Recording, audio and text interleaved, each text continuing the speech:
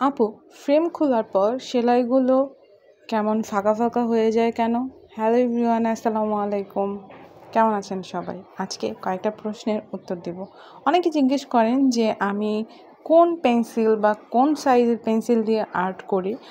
আসলে এখানে কোনো স্পেসিফিক কোনো পেন্সিল নয়। আমার বাসায় থাকা নর্মাল যে পেন্সিল, যেগুলো খাতায় কালি ওঠে, সেগুলো দিয়ে আমি আর্ট করি। তারপর আরেকটি কমন একটা কোশ্চেন হচ্ছে যে আপু, ফ্রেম খোলার পর কেন সেলাইটা ফাঁকা ফাঁকা হয়ে যায়? খেয়াল করবেন, যদি আপনি ভালোভাবে সুতোগুলো লাগিয়ে লাগিয়ে সেলাই করেন তাহলে কখনোই ফ্রেম খোলার পর সেলাইটা ফাঁকা হয়ে যাবে না। আর যদি এরকম হয়ে যায় তাহলে বলতে হবে যে আপনার কাজের দক্ষতা আরও বাড়াতে হবে।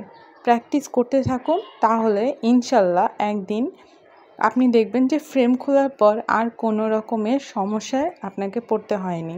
এই যে দেখুন, ফ্রেম দিয়ে কাজ করার পর